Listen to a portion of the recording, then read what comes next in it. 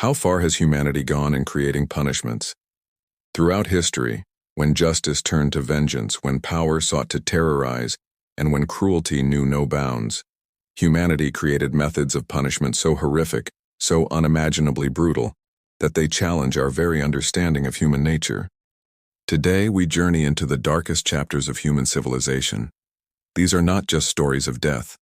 They are tales of suffering designed to last hours, days, sometimes weeks.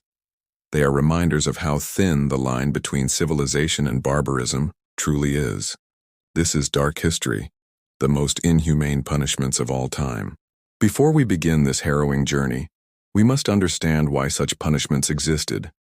These weren't simply methods of execution. They were psychological warfare, designed to strike terror into the hearts of entire populations. They served as public spectacles, warnings carved in flesh and bone that whispered to every witness. This is what happens when you cross those in power. From the sun-baked sands of ancient Persia to the cobblestone squares of medieval Europe, from the imperial courts of China to the tribal societies of every continent, humanity has displayed a disturbing creativity when it comes to inflicting suffering. But what drove civilizations to develop such elaborate methods of torture? The answers lie in the intersection of justice, power, religion, and the darkest impulses of human nature.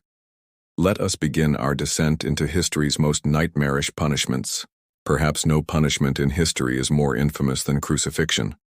While most associate it with the death of Jesus Christ, this method of execution was perfected by the Romans and used for centuries as the ultimate deterrent.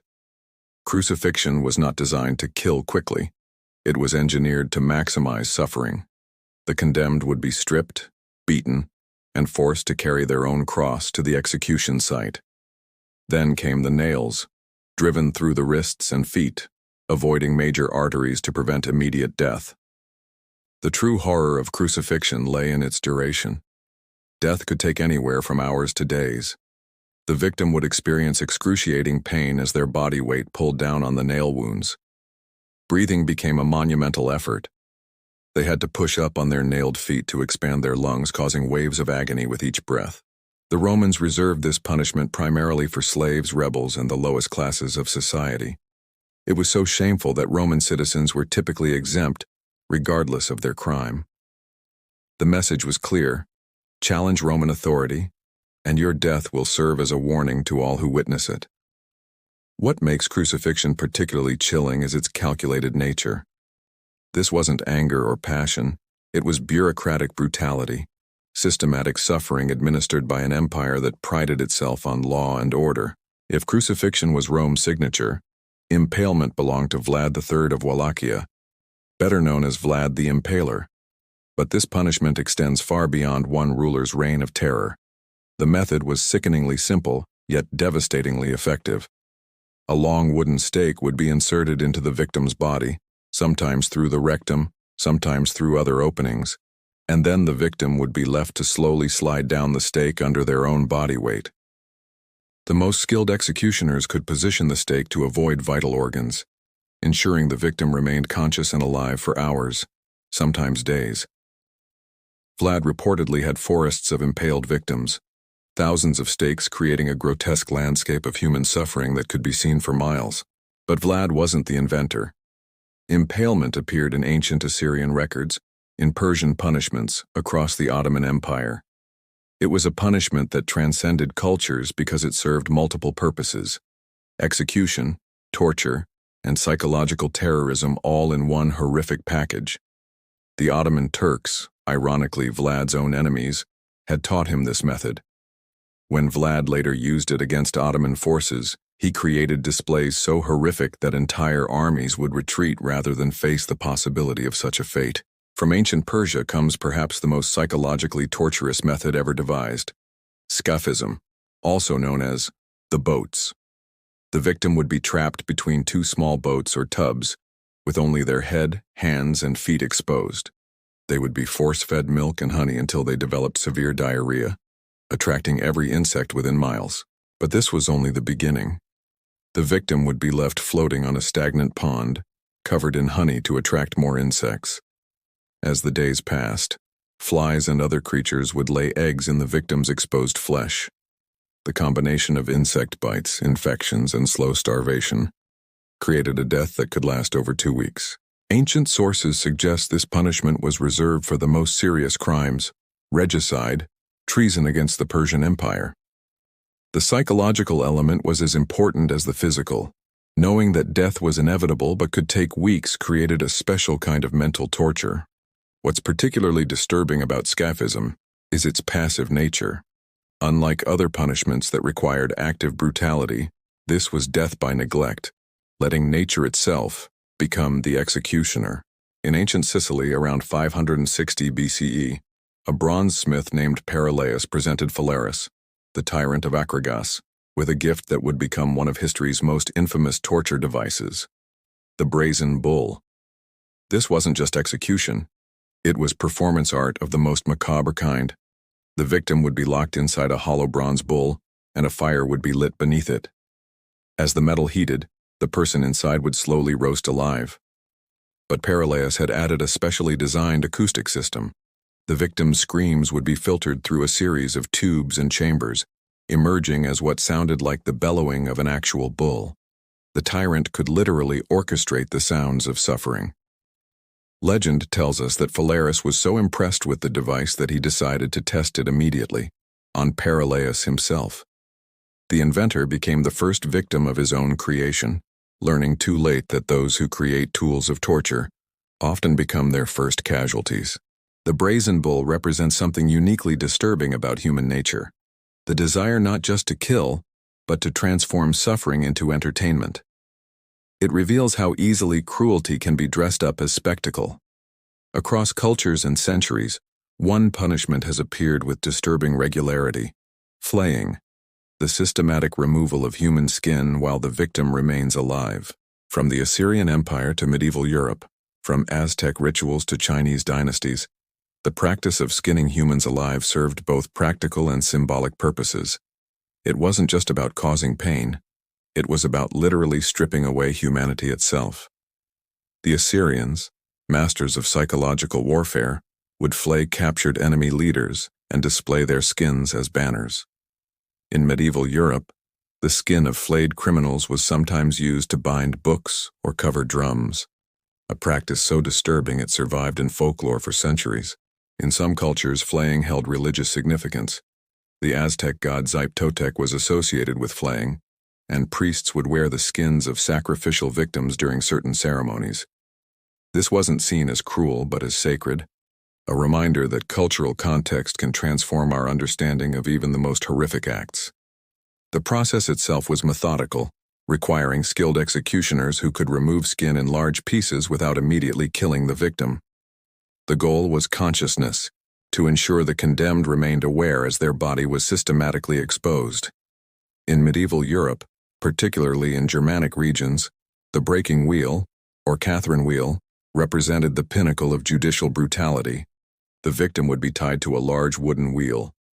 Then, using iron hammers or bars, the executioner would systematically break every major bone in the body: arms, legs, ribs, while carefully avoiding fatal blows to the head or torso. But the breaking was only the beginning. The shattered victim would then be woven through the spokes of the wheel, their broken limbs bent at impossible angles, and left on display. Death could take hours or even days as the body slowly succumbed to shock, dehydration, and internal bleeding. This punishment was typically reserved for the most serious crimes: murder, treason, highway robbery. In some regions, the wheel became so associated with capital punishment that "to be broken on the wheel" entered common language as a synonym for execution. What makes the breaking wheel particularly disturbing is how it transformed the human body into a grotesque sculpture of suffering, displayed for all to see. It was punishment as public art, a twisted gallery where broken bodies served as both warning and entertainment. Sometimes the most effective torture requires no complex machinery, just an understanding of animal behavior and human psychology. Rat torture was elegantly simple and absolutely terrifying. A cage or container filled with rats would be placed against the victim's body, typically the stomach or chest. Then, heat would be applied to the cage, As the cage heated up, the rats would become frantic, desperate to escape. With nowhere else to go, they would begin clawing and gnawing their way through the only soft material available, the victim's flesh. The rats would literally eat their way into the human body, driven by panic and the heat above them. This method appeared across cultures, from Chinese dynasties to European dungeons to South American interrogations. It required no special equipment, left no evidence of the torturer's direct involvement, and created a level of psychological terror that was almost impossible to endure. The true genius of rat torture was its inevitability. The victim could see exactly what was going to happen, could feel the animals scrabbling against their skin, growing more desperate as the heat increased. It was torture by anticipation as much as by physical pain. In Imperial China, there existed a punishment so methodical, so precisely choreographed, that it elevated torture to a form of deadly performance art. Lingqi, known in the West as death by 1,000 cuts. This wasn't random violence. It was a carefully orchestrated ritual that could last for hours or even days. The executioner, trained in anatomy and skilled with a blade, would make precise cuts designed to cause maximum pain while preserving life for as long as possible. The process followed a specific sequence. First, small pieces of flesh would be removed from areas like the chest and thighs. Then, larger portions from the arms and legs. Finally, vital organs would be targeted, but only after the victim had endured hours of conscious mutilation. Lingqi was reserved for the most heinous crimes: treason, patricide, particularly brutal murders. In Chinese philosophy, it represented the complete destruction of the body and, symbolically, the soul. The punishment was so severe that even speaking its name was considered unlucky. What makes Lingqi particularly chilling is how well documented it is. Photographs exist from as late as 1905, showing the systematic nature of the punishment. These images, disturbing as they are, provide undeniable evidence of humanity's capacity for organized cruelty. Few punishments in history have been as public, as symbolic, or as religiously charged as burning at the stake. From the ancient world through the medieval period and into the early modern era, fire has been seen as a purifying force, a way to cleanse both the body and soul of the condemned. But the reality was far more complex and infinitely more cruel. Contrary to popular belief, victims rarely died quickly from flames. More often, they succumbed to smoke inhalation, heat stroke, or shock long before the fire reached vital organs. The process could take 30 minutes or more, with the victim remaining conscious for much of their ordeal. This punishment spans continents and centuries. The Roman Empire burned Christians. Medieval Europe burned heretics, witches, and political dissidents. The Spanish Inquisition made it an art form. Even in colonial America, the flames of justice consumed those deemed threatening to social order. What made burning particularly effective as a deterrent was its public nature. Entire communities would gather to watch, creating a collective trauma that reinforced social control. The smell, the sounds, the visual horror, all of it was designed to leave permanent psychological scars on witnesses. But our journey through humanity's darkest creativity doesn't end with the well-known punishments. History's archives contain methods so bizarre, so specifically cruel, that they seem to emerge from the fevered dreams of madmen. The Judas cradle, a pyramid-shaped seat where victims were slowly lowered onto the point, their own body weight gradually impaling them over hours or days. Keel hauling, naval punishment where victims were dragged under the ship's hull, their bodies shredded by barnacles and marine growth if they survived the drowning. The tub, used in ancient Rome, victims were buried up to their necks in containers, their heads smeared with honey to attract insects, left to die from exposure and insect bites over days. Blood eagle, a ritual execution attributed to the Vikings, where the victim's ribs were broken and pulled apart to form wings, their lungs removed while still breathing. Each of these represents a different aspect of human cruelty, some focused on physical pain, others on psychological terror, still others on religious or symbolic meaning. Together, they form a catalog of humanity's most creative brutalities. But why? What drives human beings to not only conceive of such punishments but to carry them out, to watch them, to record them for posterity. Psychologists and historians have identified several factors that enabled such systematic cruelty. First, the dehumanization of victims, whether through class, religion, ethnicity, or crime. The condemned were stripped of their humanity before their punishment began. Second, the diffusion of responsibility. In public executions, no single person bore the full weight of the decision. The judge condemned, the executioner performed, the crowd witnessed. Each played a role, but none carried complete responsibility. Most disturbing of all was the entertainment factor. These weren't solemn affairs conducted in darkness. They were public festivals.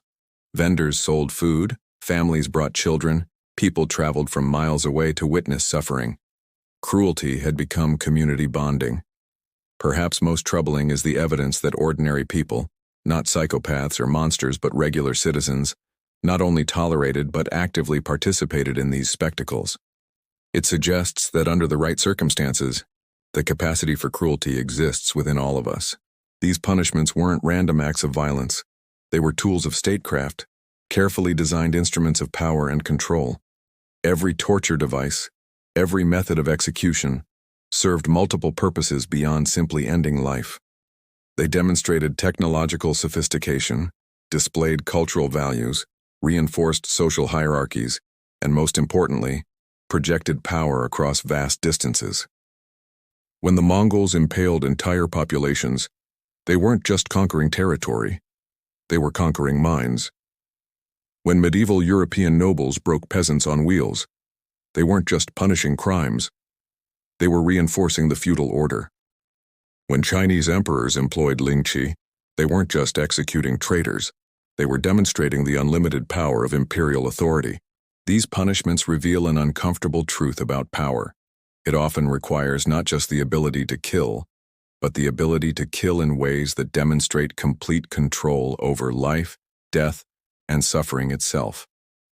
The elaborate nature of these punishments, their complexity, their duration, their public character, all serve to communicate that the ruling power possessed not just weapons, but time, resources, and the absolute authority to use both in the service of suffering. Perhaps the most disturbing aspect of these historical punishments wasn't their brutality, but their popularity. Public executions were the entertainment industry of their time. In medieval Europe, execution days were holidays. Entire families would pack meals and make day trips to witness torture and death. Children would be held up to get better views. Street vendors would work the crowds like modern sports stadiums. In London, executions at Tyburn drew crowds of tens of thousands. In Paris, public guillotining continued until 1939, with photographs showing well-dressed spectators watching decapitations like theater performances.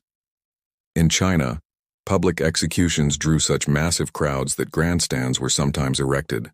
This wasn't sadism in the clinical sense, it was social conditioning. Watching suffering became normalized, expected, even celebrated. Communities bonded over shared witness to brutality. It was how societies reinforced their values and boundaries through collective participation in violence. While we might feel morally superior to our ancestors, we should remember that public executions only ended within living memory in many countries. The human appetite for witnessing suffering didn't disappear, it merely found new outlets. As we survey this landscape of historical horror, a pattern emerges. Each era, each culture, has found new ways to inflict suffering, often justifying them as justice, necessity, or divine will. The abolition of these extreme punishments didn't happen overnight or uniformly. Even as some societies moved toward more humane executions, others maintained traditional brutalities. The last public guillotining in France occurred in 1939. The last judicial flaying happened in the 19th century. Some forms of extreme punishment persisted well into the modern era. What changed wasn't necessarily human nature, but our understanding of justice, human rights, and the proper role of government. The Enlightenment, religious reformation, and gradual democratization all contributed to a shift away from punishment as spectacle toward punishment as rehabilitation or deterrent. Yet we must be careful not to assume this progress is permanent or universal.